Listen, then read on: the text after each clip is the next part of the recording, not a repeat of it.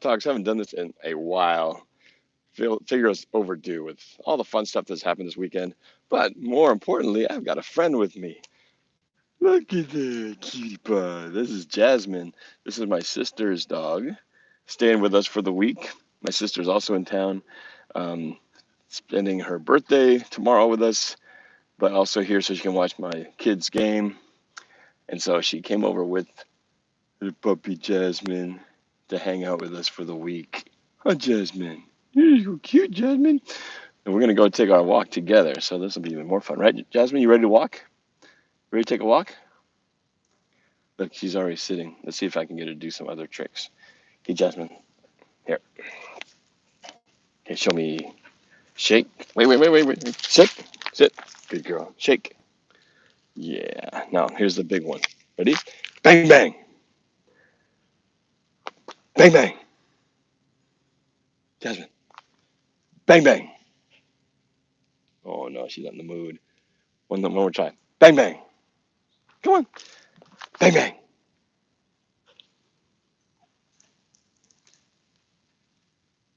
All the way.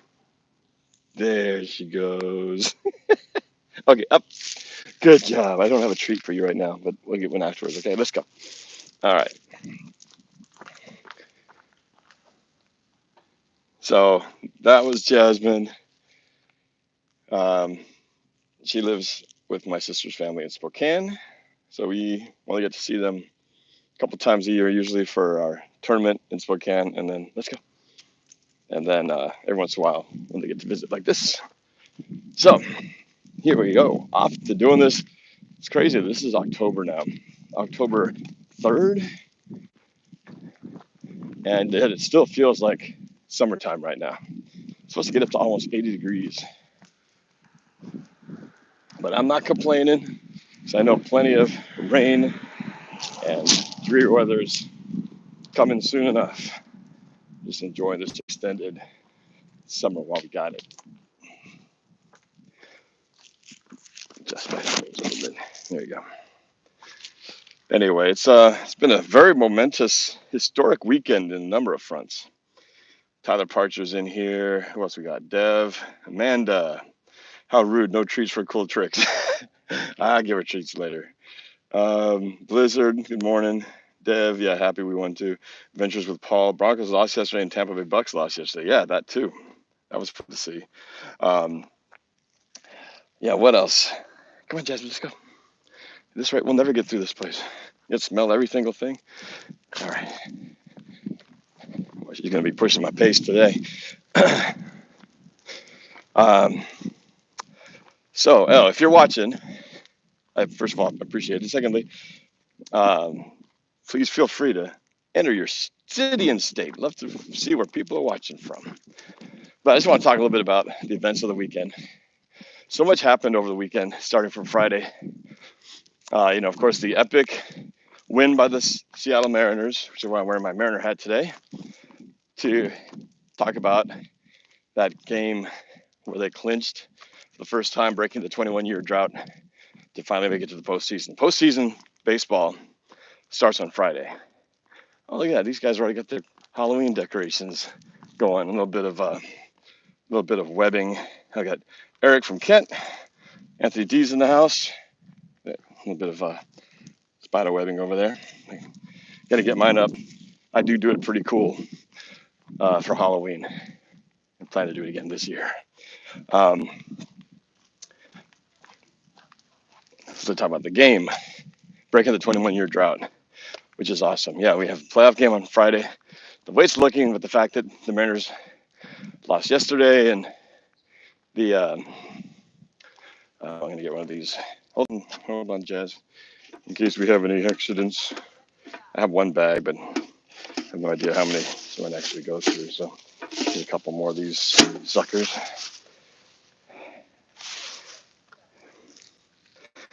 All right, let's go.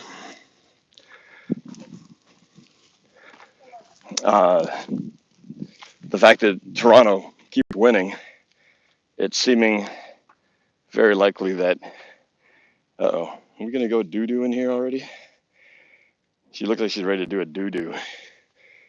Are you doo-dooing? Are we doing the doo-doo? Let's go. Doo-doo in these guys' house, in this guy's yard. So unless Toronto suddenly melts down for the remaining, 4 games, and the Mariners just, go on a win-out streak here, it's probably going to be Mariners at Toronto, in Toronto the entire series. So the only hope, unless that happens, unless that changes, the only likely scenario for us to have any chance of having a game in Seattle is they have to win the first wild card series against the Toronto Blue Jays. So we'll have to see what happens, but it'll be fun to watch them on TV anyway. And it's always a pretty hyped up series, even in the regular season. Whenever Toronto and Seattle play each other, Toronto Blue Jays fans especially come marching into Seattle to watch their team. So it'll have to be the opposite this time. But so congratulations to the Mariners breaking that historic bad record to finally get to the dance. We're going to the dance. So that'll be fun. Anticipation this next series. Julio Rodriguez returns to the lineup today. It's too bad he couldn't play in that epic series, that epic moment, but he was still there celebrating with his team. Oh boy, she just loves to smell everything inside. Come on, Jazz. Well, where you going? You got me all. You spin me right round, baby, right round. All right, so that keeps on going. As manager Scott Service says, we're just getting started. And it's going to be fun. Looking forward to this week to come, counting down that first playoff game. Hopefully, they get off to a good start. All right. Talking about the Seahawks game yesterday. Boy, that was a crazy one, wasn't it? I mean, 48-45 in a game that felt like we should have just been running away with it, but we kept finding ways to keep the Lions in the game with our defense, not being able to get stops and giving up just huge plays. Even a 10-point lead with less than 2 minutes to go wasn't safe. So the great thing is that we did win. And I could easily start with the negatives, but hey, where you going? Come on, Jasmine, let's go. You go poop in the forest. Let's poop in the forest. Come on, Jasmine, let's go. Come on, girl.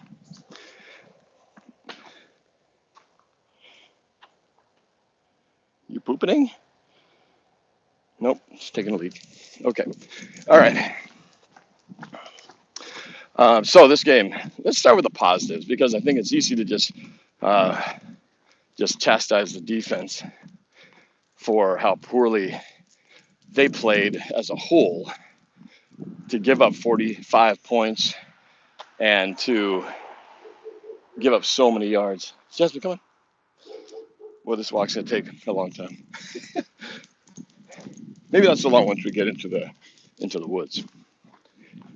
Let's cross the street, girl. But let's start with the good things. First of all, Geno Smith. Geno Smith, which I think is surprising everybody, has been playing great football. And I know a lot of us were just saying, and I, me included, saying, Geno Smith can't win us football games. He won't lose them, but he won't win them either. Well, yesterday, he won it for us. And he's playing at a level which is at a record pace right now. He really is doing some things never done before. Some stats that were brought up of what made yesterday's game historic by nature. First of all, Geno Smith, 77.3% passing completion rate for the first 4 games is the most in NFL history. That rate for the first 4 games with a minimum of 125 attempts. He threw for 300 plus yards yesterday, did the same last week. And it was so easy to kind of look at the 2 negatives which were hanging over his head. One was his inability to close out the game and get the big play. This is doo-doo time. Oh, we got a doo-doo. It's doo-doo time. Knew it was coming. All right, hold on, Jasmine. Hold on. Cleanup crew. Hold on. I got to do this. It's one-handed. Hold on. Okay. All right. I'll talk while picking up doo-doo. So, it's funny that I'm talking about Geno Smith's stats as I'm picking up doo-doo. He didn't play like doo-doo yesterday. Geno Smith was good, right? But we were talking about his play, who we thought was doo-doo in the first couple games because, he'd start great like he did against the Broncos, start great against Atlanta, but he couldn't finish. The offense couldn't score in the second half. And that's what everybody was sort of, that's what everybody was focusing on, was that lack of doo-doo. I mean, that's what I was kind of stuck on was, okay, you can do it in the first half, but where's the offense in the second half? And of course, he throws that interception against Atlanta, and then, his play is like doo-doo. All right, let's go.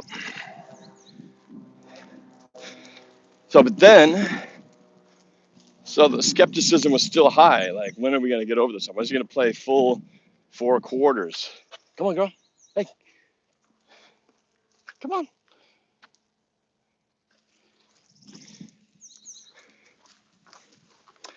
Well, yesterday they broke through that ceiling. And in the process, breaking another historic record for the Seahawks. 2, actually. 1, where the Seahawks have never scored 10 points or more in every quarter. They did that to get to 48 points. So they broke a scoring record. So clearly, they were able to play strong football offensively from top to bottom, quarter 1 to quarter 4. Then, to add to that, another historic thing. This way, hey. Oh, what a conveniently located doo-doo box. As we get ready to go into the woods. This way, go into the woods. First, let's dump your doo-doo. Here's the doo-doo box. Okay, let's go. This way. Oop, this way.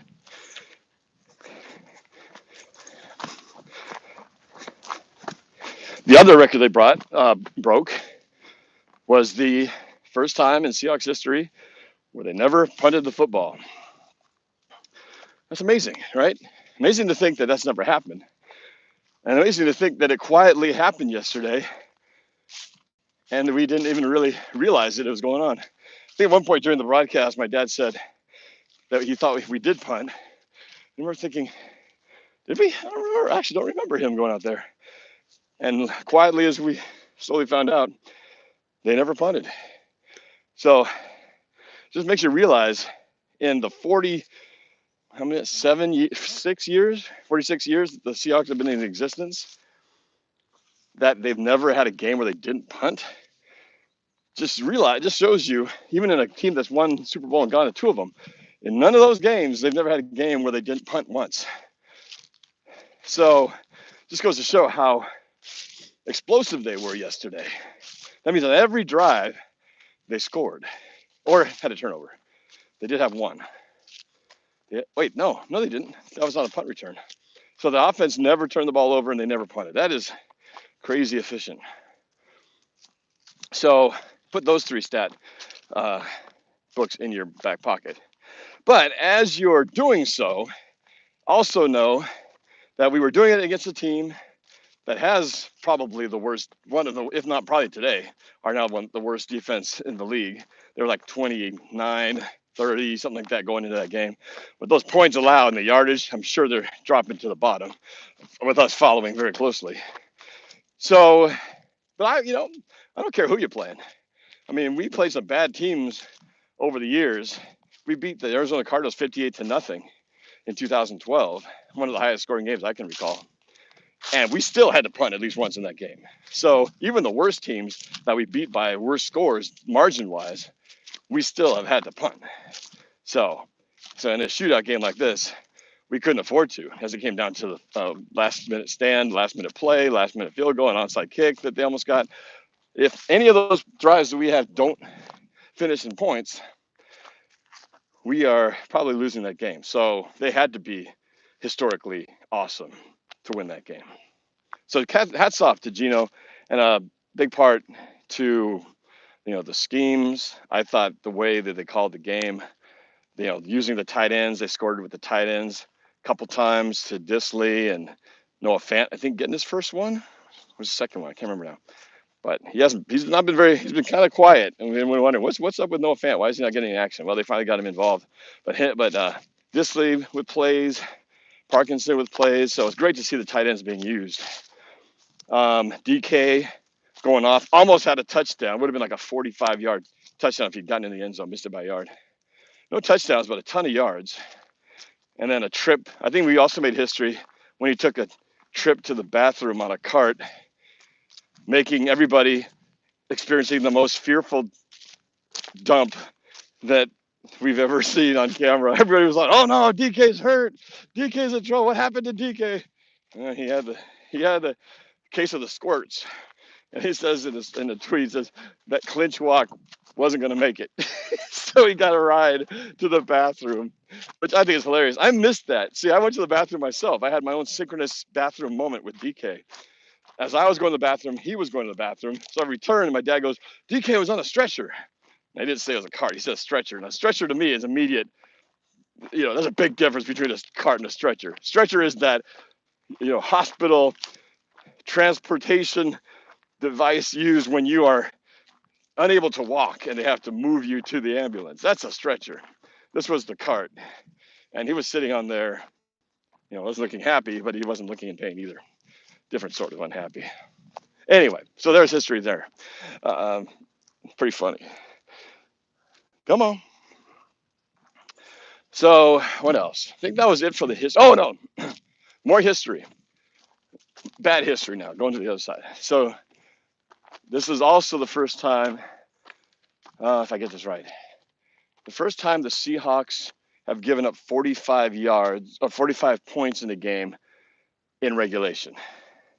They gave up they won a game in overtime, something like 51-40 or 47-45 against the Kansas City Chiefs back in the 80s, but in overtime.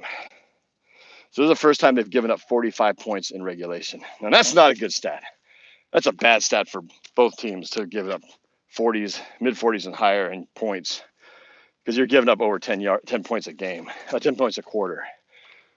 So not good for the D. What else? All right, so that was, I guess, the other, you can say it's historic, but Tariq Woolen, who's probably the breakout rookie player on the Seahawks so far, had his second interception in as many games. This time to start off the second half, first play of the half, after the kickoff, boom, jumps in front of the route on the run, grabs the ball, pick six. Jared got a feeble attempt to try to tackle him. He was no way he's getting him. So that was huge. Again, every play that turned into points for us was gigantic because of the way that game played out. So Tariq Woolen, another standout game. Kobe Bryant making a big play, get a turnover, knocking the ball out from the receiver in the middle of the field to get us the ball back around our 45-yard line. That was huge too, because again, we couldn't stop them. We did force them to punt a couple times, and one of those punts turned into a fake that they converted. So every possession was crucial to get that win.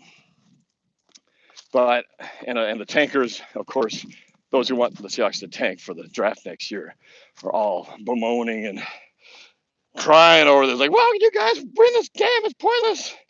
There's no point in winning games. All you're doing is ruining our future draft pick. I'm sorry, but I'm enjoying this. I'm enjoying this run right now. And I enjoy every win that we have. It's a lot better than losing every week. It's a long season to not do it. And Gino, I don't know. Gino's looking pretty good right now. Can he keep this up? Can he keep this pace up? Is he Is it just fluke because we played teams with not very great defenses? Atlanta, though, well, again, against the 49ers, who was one of the better defenses, we were shut out. But against the Broncos, against the Falcons, and in this game, Geno has been very good.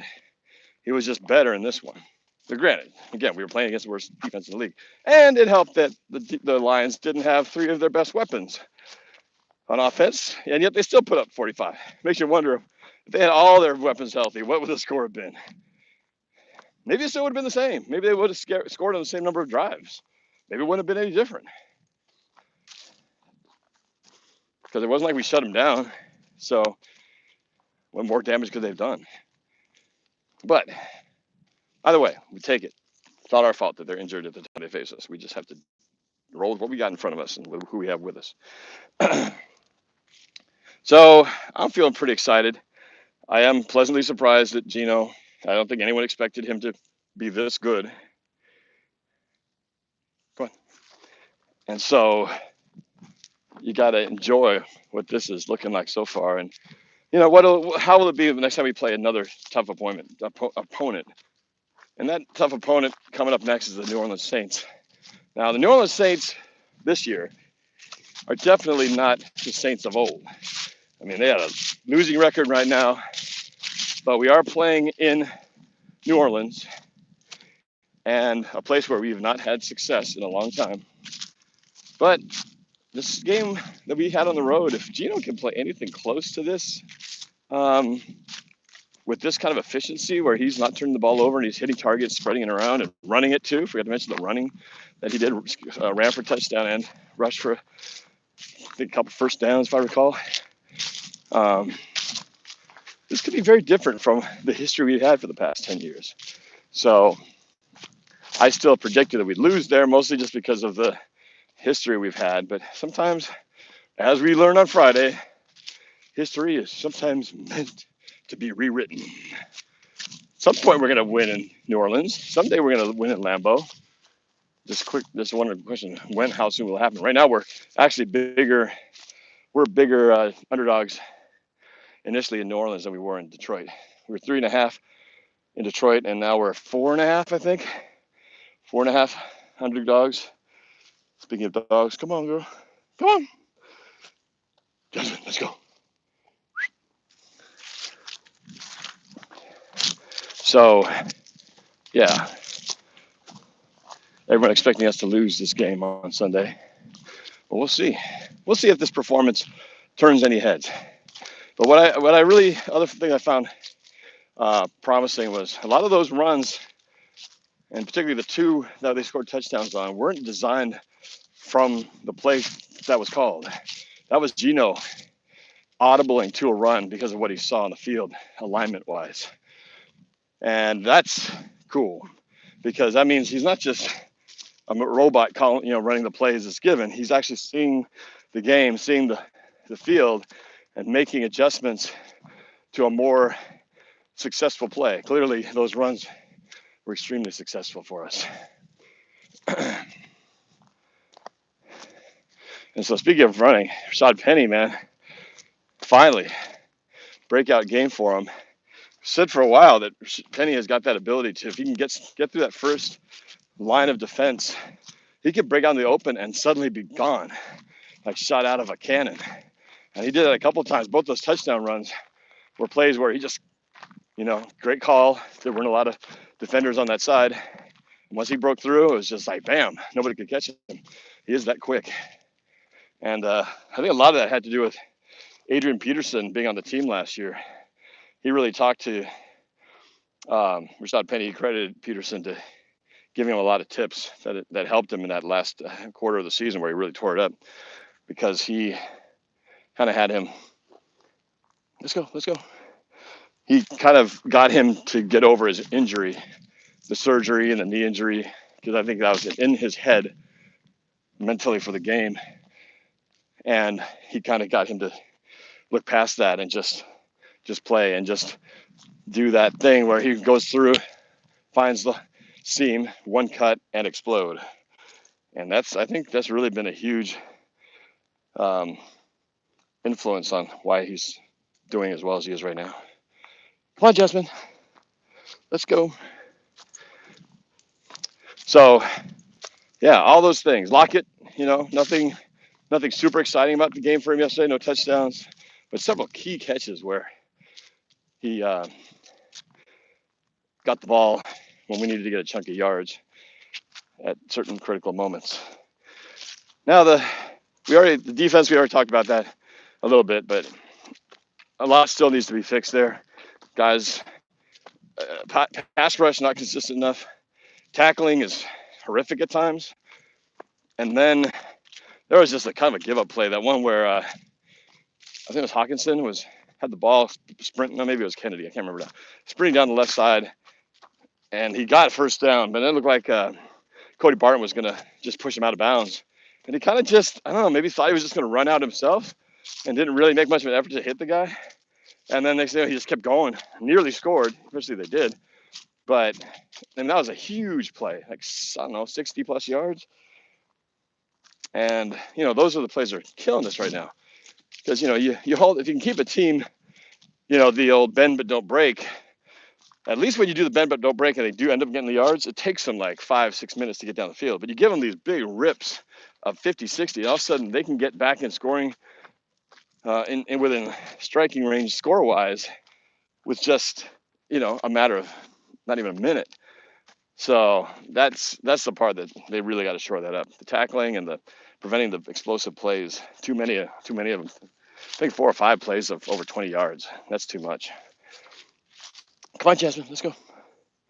Jasmine. What does they find so interesting when they're sniffing up the place? Like, what are you exploring? What are you finding? What's so intriguing in that stump back there that just you got to hang out there for like? I always feel like when dogs meet other dogs, they sniff each other's, do that routine. It's like a Facebook request or sending each other their snap, all right? Or back in the old days, hey, send me your digits. But I don't know what goes on. Our smell is like the worst of all the animal creatures in the world.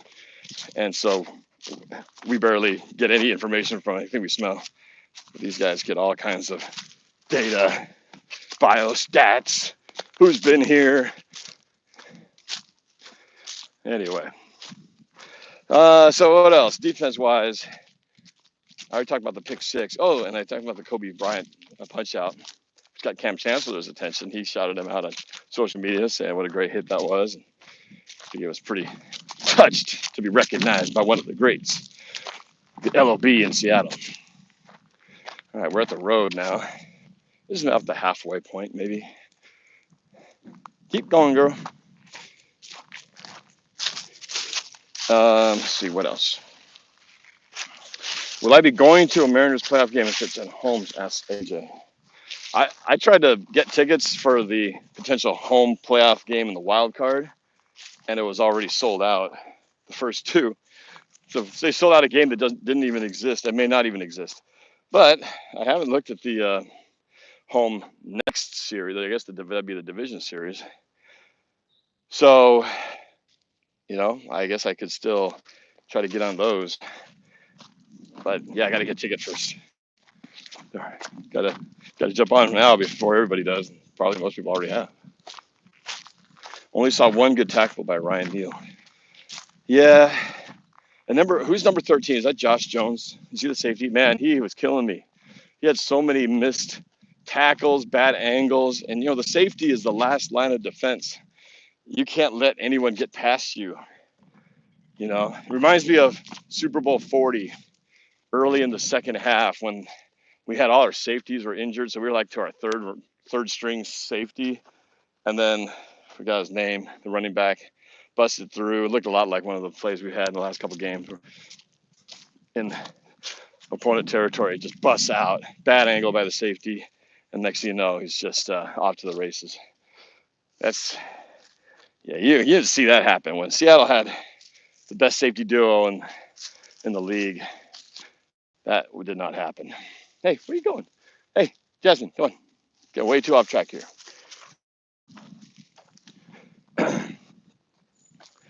Anyway, so that's something they definitely got to clean up. And then the pass rush. We got to Goff. Wasu, I think, got him one time. But just not enough pressure, which is why he's able to hit all these targets down the field. So I don't know what we're going to have to do. It's always concerning when it seems like the only time you can get regular pressure is you got to keep blitzing, because then you're making yourself vulnerable to something. Something's going to be open if you have to manufacture pressure. So that'll be something that hopefully we can get better. Now, the thing to give you hope when you think about this defense being so bad right now is that the last 2 years we've started out as the worst defense in the league, and we've consistently became much better by the time the season reached its end. So I think if history repeats itself, we will improve. The question is, how long will it take? And the question will be, how bad will our record get before we can fix that? Because right now, thank goodness for parity in the NFL, we're right tied up in the smack of the top. Everybody's 2-2 basically right now. Cardinals are 2-2, Niners are 1-2, Cardinals are 1-2, and Rams are 2-1. So the Rams could, if they beat the 49ers, could jump out on top in the division 3-1. So I don't know. Am I kind of rooting for? Actually, no, I'm rooting for the 49ers. I want the 49ers to beat the Rams. Keep the pack tight, and we all are just all locked in together. One big happy NFC West family. And you never know what'll happen. I think a lot of people talked about, hey, 8-9, 9-8 might be enough if this is the kind of season everybody has. We're basically hanging at 500. 9-8 might be enough to win the division. Now, so at some point, someone's going to probably pull themselves away. But right now, it's not happening. So it starts tonight. If the 49ers can beat the Rams, keep these guys all close. Come on, girl. Then, who knows? I said we would go 9-8 this year. Wouldn't it be funny if we actually made the playoffs 9-8? Now, my record prediction is off by one because we didn't beat the Falcons, which we should have. My record should be perfect right now. We should be sitting at 3-1, and I should be 100% on my prediction video. But they messed up last week. But they made it right today. We'll see. I am predicting a loss next week against the Saints. So maybe they can go against me, against this generally overly weaker team that is the Saints this year. And maybe they'll make up for the Atlanta game and beat New Orleans. I know David would be very excited about that. Good morning. Hi there.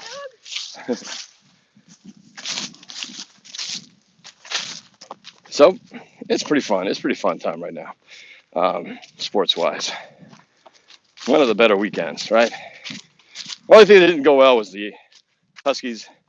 Huskies had a chance to win that game, but again, their defense gave up too many big plays, too many big completions down the field, not getting enough stops. Not as bad as the Seahawks, but and then Penix, who had been so good up to that last game, throwing 2 bad interceptions, that kind of cost them too. They had a chance though, but we'll see if they can bounce back this week. But yeah, I'm gonna go left here, Jasmine. This way.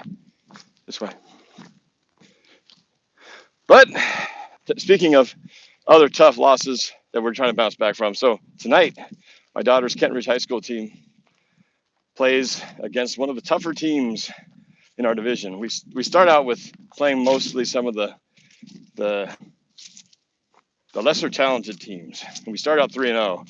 Looked like we were going to go 4-0. We were 2 sets ahead. All we needed to win 1 of the following 3 to win the match. And instead, we let them, Kent Lake High School, sneak in and beat us 3 straight after that, only to lose the final match with 16-14. Heartbreaker. So many of the what ifs in that game that would have made a difference if you're so close to winning it so many times. One particular one that was tough. We had a game point. We had match point. Sophie serving 15-14. And all she had to do is get the serve in. Could have maybe won that point, but she hits it out. Ah! To my dad's chagrin. And then they ended up getting the next 3 straight points, and won it. 16-14, so it was 14-13. They surrendered 3 straight. Brutal. Anyway, so tonight we try to bounce back against the Auburn Riverside team, which has always been historically good. They got some big girls up front who can block. It's going to be tough.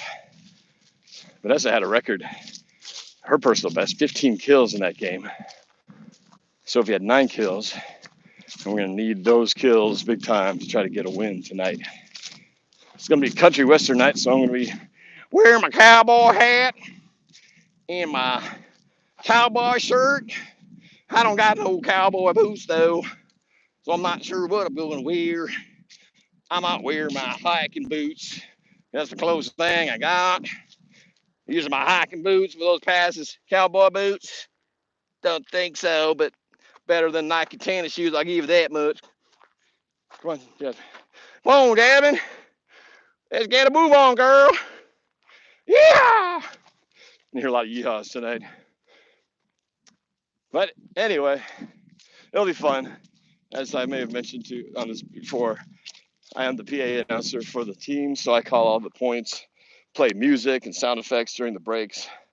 So I try to make as much as a party as we can. Hopefully celebrating some kind of win tonight. It's going to be a tough battle, though. All right, I'm going to focus on the walk here the rest of the way. It's good to talk to you guys. Sorry I couldn't really read all the chats. There's a lot of good stuff in here. AJ, why has the weather been so good considering the early October? It's global warming, I tell you. Tackman says one of the Penix interceptions wasn't his fault. The receiver ran the wrong route. Okay, I'll give him that one. Huskies got out-muscled, says Elena.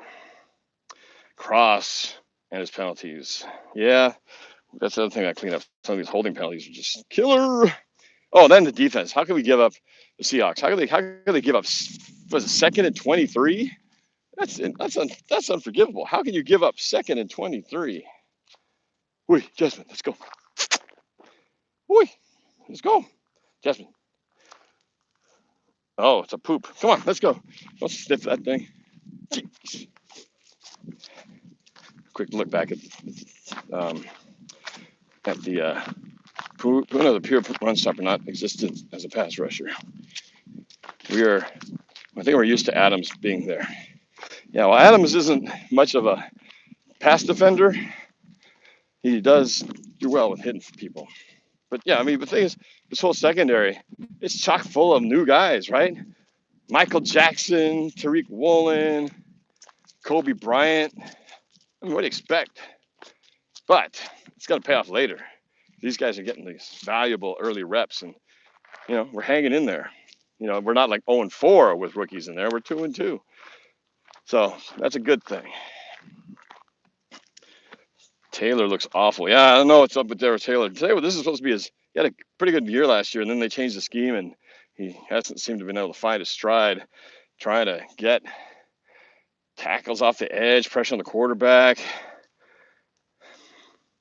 Cody is horrible in coverage. Now, definitely there's times when we miss KJ and Bobby Wagner, right? I mean, those guys were so good. They were the LOB of the linebacking crew, and with both of those guys not there, it's definitely a major, major adjustment, one of the most important positions. Come on. Wagner is actually playing at the high level as the Rams, says Tackman. Well, Bobby looked like he was starting to get a little slower, but he's still also very smart. So he can make up for his slightly slow down with his knowledge of the game. Sherman was good at that too. Gino's going to chuck it up to Lockett. Oh, there's Wu-Tang. He's been on all my chats saying the same thing. Wants Wu-Tang to lose. Wu-Tang wants the Seahawks to lose to get that draft. Morning. Oh, hello, friends. We've got friendly dogs in the house. Hey, puppy.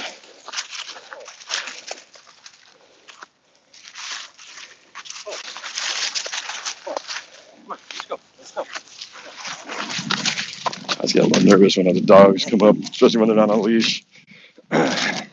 Good girl, Jasmine. Way to just be unfazed.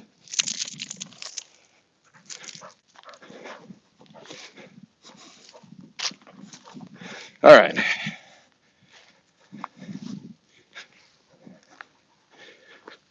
I wonder at some point, what if Geno plays so good, gets us into the playoffs? Will people be out there still going, we still got to get a quarterback in the draft? Or would there be actually some people believing, hey, maybe Geno's our guy? It's actually a good problem to have because still draft a quarterback, but you don't have to play that guy immediately. You can let him, get a little time under his belt, learn behind a veteran. Sometimes I think there's a danger of taking a top college quarterback and just throw him out there too soon. But that's a problem for another time. All right, you guys. We got a beautiful view. Yeah. October, baby. Fall colors out, but the sun feels like summer.